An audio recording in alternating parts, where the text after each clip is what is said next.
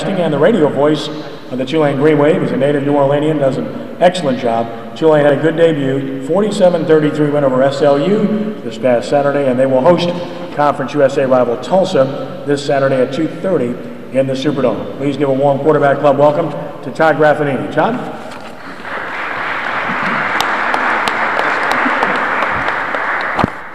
Thanks, Kenny. Sorry I'm a little late. We have our media day today. So I listened to Coach Toledo dress and told Kenny I'd be here, so I'm here. As he said, it was a really nice day in the Dome on Saturday. You know, last year playing Southeastern, they gave us a tough one, and a lot of talk during camp was, you know what, we're not going to let it be as close as it was last year, and they really proved it. I was really pleased with what I saw the team. I think the best part about it, though, is the team was not satisfied with the final outcome. Even though they scored 47 points, they felt they left some points out there.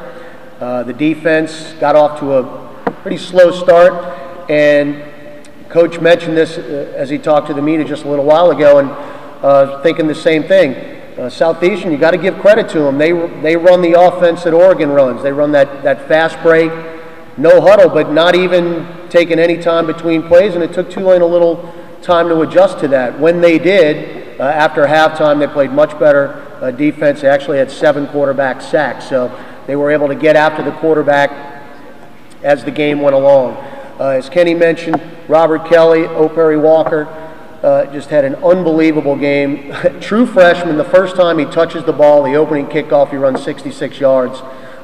Deep into Southeastern territory, and he didn't stop there. And Ryan Griffin, actually our quarterback, said after the game they kept kicking to him, and I don't know why. He was awesome, and he showed quickness, he showed agility, he showed movement, and he is going to be a weapon in that kickoff return. Oh, by the way, he scored an 11-yard touchdown run as a running back as well.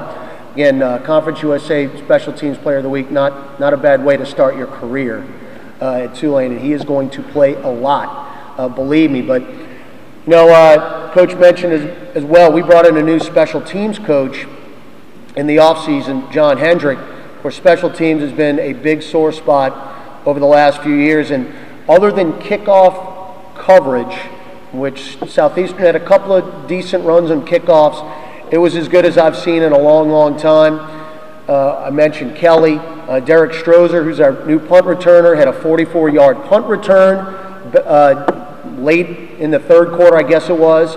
And give me my Fred Sanford moment here. We actually blocked 2 punts in the same game for the first time since, you know, we were talking about on the air. I'm going back to Benny Burst against LSU in 1982. That's the last time I can remember one guy blocking 2 punts. Matthew Bailey, another true freshman, a local product from Carr. So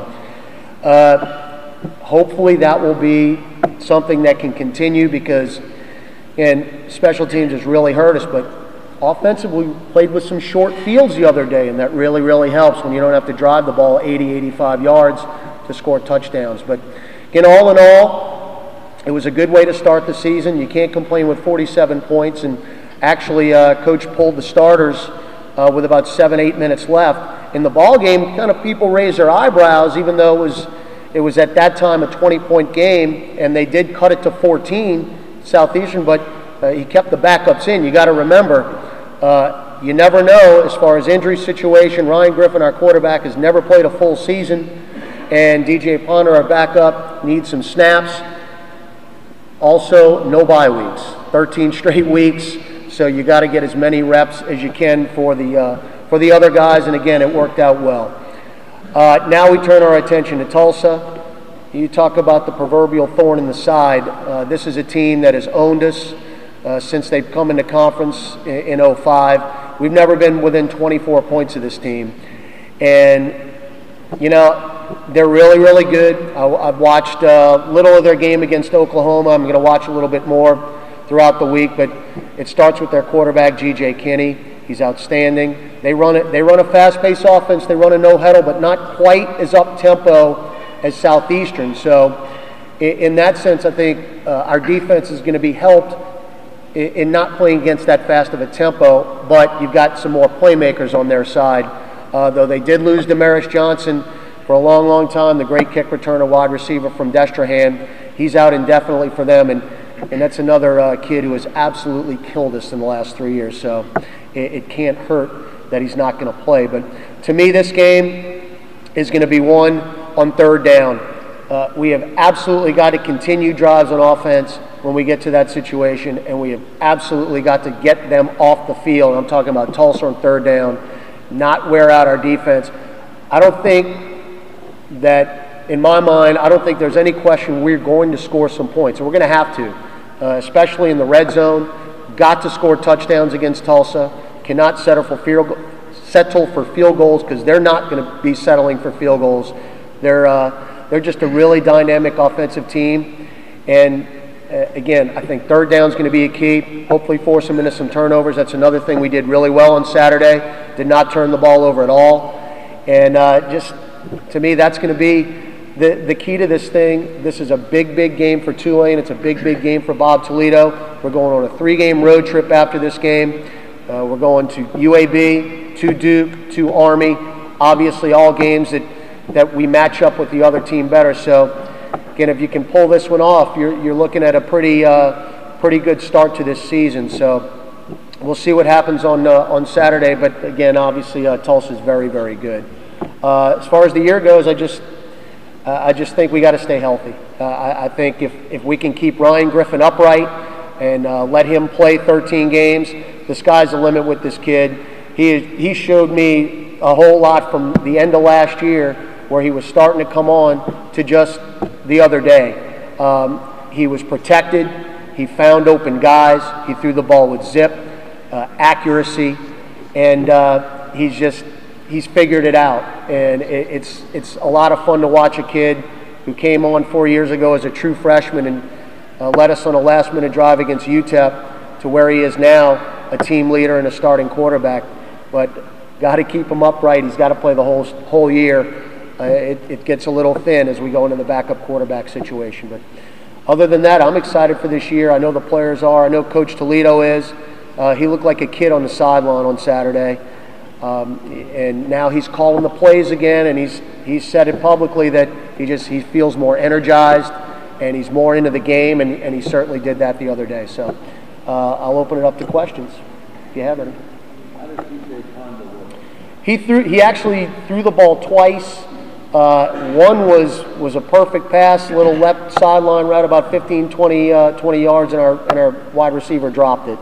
That was really the only chance. We're trying to run the clock out at that point, so up by 20 and 14 points with about 6 minutes left. That was really the only down the field throw he had. But he's shown improvement in camp.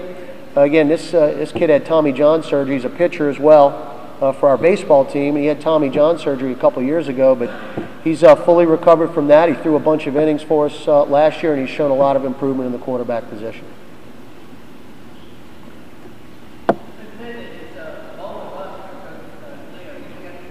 I think he feels it. I think he feels the same thing. It's he's been here 5 years. I'm going to say this though, where he came in and where the program is now, it's night and day. And last week they were going through one of their final practices in the dome, and we were standing on the sideline just kind of watching. And he looked at me. He said, "Graff, I like where we are right now. He's got bullets in the gun, so to speak, where 3-4 years ago he's playing true freshman because he had to. Now he's playing true freshman because they're that good. And just going back to Robert Kelly, I mean, he would have played 3 years ago just because the numbers were so thin. But now we've got quality depth, and we're recruiting a lot better, especially on the local end. And he believes that he can get to that 7-win plateau and get to a bowl. So he's kind of put that pressure on himself. I don't think there's any doubt about it. And we'll see. I'm glad we're 6 games away though, and 7 after 1 week. Yes, that's another thing. Didn't know about this till Coach Toledo just mentioned this against to the media. Looks like we're going to be down a couple of safeties, and that's not good when we're playing Tulsa. Shaquille Smith, another local product, who's been our free safety for the last 2 years, sprained his shoulder. Also, our other safety, Kyle Davis, sprained his shoulder as well. So he said that they were doubtful. Again, we're going into a game where they're going to be throwing the ball a whole lot. And, you know, coming in now, and he mentioned this, got to coach guys up. Got a kid from St. Aug, Ronaldo Thomas, who missed a lot of camp with a muscle pull. We thought it was a heat problem at first, but it turned out he had pulled a muscle and kind of reacted differently to it. He has practiced for the last week, but he's missed a lot of camp. He's missed a lot of reps. Now, he's a big physical kid, and from St. Aug, another local kid, 6'1", 205. But again, his first game against G.J. Kinney, that's a tall order. Now, the other safety is a kid by the name of Sam Schofield, who actually had a really good camp, a kid from Texas, and he's a true freshman as well. So you're giving up some experience there with kids, but again, what you're going to do, you got to coach them up, as Coach said just a little while ago, and see what we got. Yeah, again, a lot of people were always getting texts during the game. Why is Griffin out of this ball game? It's not over yet. Well, again, you got to think big picture here. If he's quarterbacking and it's a 20-point lead and he gets knocked and misses any time, people are going, why in the world is he still in the game? Again, no bye weeks, no rest, and you got to get as many people some reps as you can. So, but he's okay. Those two were really the only guys that got banged up. Ryan Grant, our wide receiver, kind of tweaked a groin as well. They held him out most of the game. We're going to see if he's practicing at all this week. But they do have depth there in that spot. Now, Grant's been a big deep threat.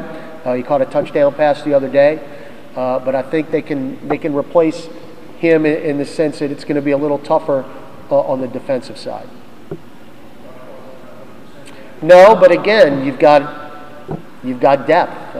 Albert Williams had a really, really good game, senior. Darkwa did play a lot, but we've got 6 running backs, and all of them played the other day. I haven't mentioned Dante Butler, who's a freshman from Brother Martin. He was also with Kelly on kick return, but he has looked really good in the preseason. So running back depth is something you cannot have enough of, as we've found out the last couple of years. And right now there's 6 on our depth chart, and all six saw time the other day.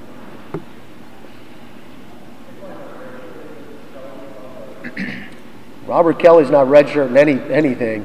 Now Butler, we'll see. You can still go through a certain percentage of the season and still put the red shirt, but again, he's our second kick returner.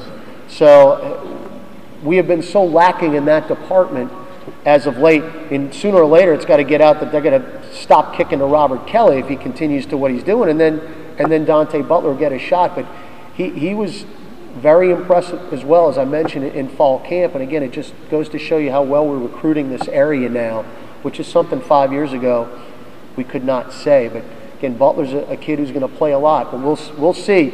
And we found out, again, last year, the year before that, you start thinking you're redshirt and running backs, and it just doesn't pan out because of the injury situation. They're trying to do it. I've said this every time somebody asks me that. They are trying to do it. They just need somebody that's going to write that big check. But I think they've realized the advantages. Now on Saturday, it was nice being in the dome. Believe me. But I don't think there's any question that the administration realizes that an OCS on campus stadium there would be a really big thing for us. Again, that's in the works. They've opened really publicly that they're looking for the big donor, and when they find it, they'll move forward from that. But as soon as that happens, we're playing on Poydras Street, and we're happy to be there. Again, especially Saturday. Is that it? Thank you. Thanks, Todd. Again, 2:30 Saturday, Tulane and Tulsa in the Superdome. Our final